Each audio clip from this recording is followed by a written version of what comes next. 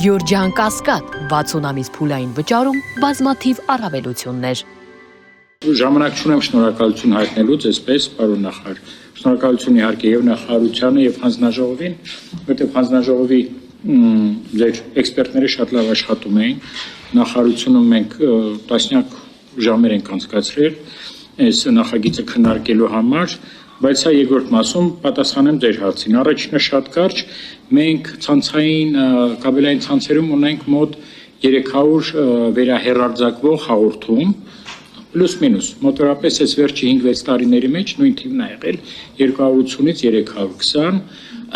որոնցից մոտ 40-ը հեղինակազորված, այսինքն նրանք, որոնք այսպես թե այնպես մեր վերահսկողության տակ են, քաղաքական հասարակական ուղղվածություն ունեցողներ, օրինակ, չգիտեմ, Ազատությունն, հանրային երկրորդ հայկական երկրորդ հեռուստաալիքն է, Երկիր մեդիան է, առաջինը ինքը չի հեռարձակվում հիմա։ Ինքը ունի լիցենզավորման բան, բայց երկար ժամանակ չի հեռարձակվում ոչ մի կաբելային ցանցով, այսինքն այսպես թե այնպես այդ 40-ը մշտադիտարկվում է, մնաց 260 պայմանական կամ նույնիսկ 300։ Որն է խնդիրը այստեղ։ Այդ 300-ից այսպես ասեմ ուշադրության արժանեն միայն մոտ 2 տասնյակ հեռուստաընկերություն, որովհետև մեծ առումով, չգիտեմ, բանը National Geographic-ի ալիքները, նրանք իրենց կողմից հեղինակների այնքան էթիկայի նորերից բռնած, միջև բռնությունը բացառող, միջև իրանց այսինքն մշտադիտարկման կարիք չկա, այսինքն էլի իրանց, այսինքն այդ որոնք հանրօգուտ ուղղվածություն ունեն կամ սպորտային հաղորդումները, մենք չենք կարծում, որ կարիքը կա դրանց մշտադիտարկելու եւ եթե Աստված չանի, այո, եթե Աստված չանի մի բան լինի, առաջինը մենք իմանանք, երկրորդը բողոքների ինստիտուտը կա, որը շատ կարևոր բաղադրիչներից մեկն է մեր գործունեության, այստեղ մենք խնդիր չունենք։ Մենք արդեն այդ 300 ցանկը արդեն մեր մոտ դրված է եւ մենք կամաց ովքեր են հիմնադիրը, ովքեր են պայմանագիր կնքած, որ երկրի արտադրանքը ինչ լեզվով է, մենք այդ աշխատանքը, երբ որ մենք սկսեցինք այս նախագծի վրա աշխատել, արդեն կատարվում է եւ մեր հաշվարկներով կա մոտ 2 տասնյակ օտար երկրի հեռարձակող, որոնք այսպես թե այնպես ուշադրության կարիք ունեն, իսկ դա մեծ ծավալ չի, դա մեծ ռեսուրս չի մեր համար, եւ մենք կարծում ենք, որ այս տարի Աստված տա շուտ ընդունվի այս օրենքը, մենք մինչեւ տարվա վերջ կաշխատենք, այն ժամանակ մի հատ կարողանանք գնահատել, մեր հնարավորությունները, մեր կարիքները եւ դրանով կմտնենք եւ ձեր մոտ եւ կառավարություն։ Պարտադիր։ 45 օր է, թե 30։ 45 օր հեռարձակողները, կաբելայինները 30 օր, ինչը բավարար է եւ աշխարհում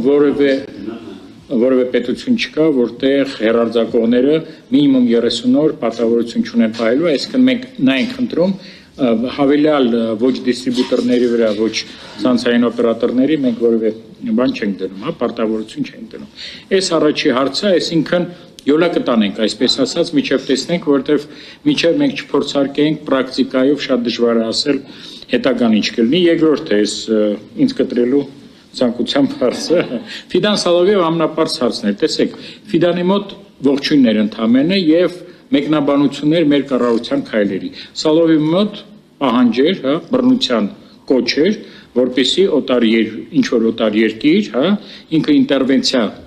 կիրառի Հայաստանի շատ կարճ, այդ երկու նախաձեռնությունը լրիվ բավարար է, որ հասկանանք դրանք տարբեր են, Եթե նույն Սալավիով ողջուներ ընդդիմության քայլը, որը ուզում է մասնակցի ընտրություններին, որը Ռուսաստանն հետ ուզում է պայմանագիր կնքի, որևէ այնտեղ բռնության կոչ չկա, դա ողջույն է այն քաղաքական ուժի, որը իրենց կարծիքով տանում է իրենց օրակարգը։ Ոչ թե եթերում այն կոնկրետ օրինակ, ոչ թե Սալավիովը, այլ այդ երկրի արտգործնախարարը աջակցել է Հայաստանի Հանրապետության ընդդիմադիր տեխնացու Վարդան Ղուկասյանին, որին համարել է քաղաքացիական։ Այս վերջերս նույն արտգործնախարար Ռուսաստանի ասել է, որ իմ կարծիքով Հայաստանի հասարակությունը շատ լավ հասկանում է, որ բաները, չգիտեմ, եվրոպացիները սին խոստումներ են տալի, այստեղ խնդիր չկա, դա մենք չենք կարող վճարքելենք, ոչ այդպիսի խնդիր կա, ոչ էլ դա ազատ տեղեկատվական հոսքերի ֆորմուլան է, որը Հայաստանը որդեգրել է։ Այսինքն մենք դե հասկանանք եթե վերադառնանք էլի 9-րդ հոդվածին, մենք խոսում ենք դրա մասին, ինչ արգելված է օրենքով։ Այսինքն ստեղ ինչ կապված է Սոլովյովի հետ, տեսեք, ինչ հարց է նաև լուծվում այս օրենքով։ Սոլովյովը արգելված է հանրային մուլտիպլեքսում, որտեղ հանրային մուլտիպլեքսի արգելքը դա բարձր տեխնոլոգիական արտադրության նախարարության տիրույթում է, որը հայ-ռուսական պայմանագրի կողմն է հայկական կողմից։ Ինչ կապված է ցանցային օպերատորների հետ, ապա այնտեղ շարունակվում է նույն Սոլովյովը, որտեղ Սոլովյովը ոչ միայն RTR, այսինքն ռուսական պետական հեռուստաալիքում է ելույթ ունենա, այլ նաև Ռոսիա 24 քարոզչական ալիքով, որի արգելքը, որի հանդեպ որևէ կարգավորում նախարարությունը չունի եւ չունենք մենք։ Այս փոփոխություններով մենք ստանում ենք այդ իրավունքը, որպեսզի մշտադարկենք եւ իրավասու լինենք, արգելել, կասեցնել, միջև ինչ որ բաներ շտկեն եւ ելի եմ ասում, եւ խնդիրը միայն քաղաքական չի, շատ կարեւոր է դա։ Մենք օրինակ բանի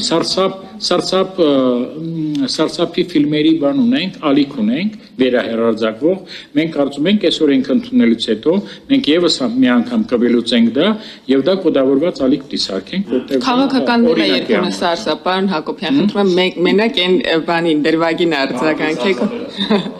Հակավասարսափի տակ արգել եք որոշ քաղաքական դրվագներ, այն ասածից էլի խնդրում եմ արձագանքեք, որ օրինակ կարա առաջին ալիքը հանրայինը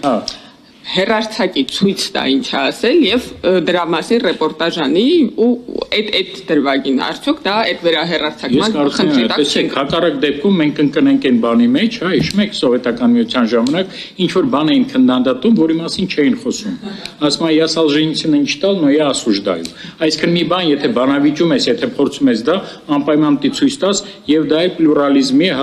բազմակարության էլեմենտներից մեկն է։ Մենք այստեղ վտանգ չենք տեսնում, եթե ինչ որ մի բան ցույց են տալի եւ գրագետ բավականին, պրոֆեսիոնալ կարող են դա վերլուծեն եւ չգիտեմ, չեղարկեն, չեզոքացնեն, կամ հերկեն։ Այստեղ խնդիր չկա։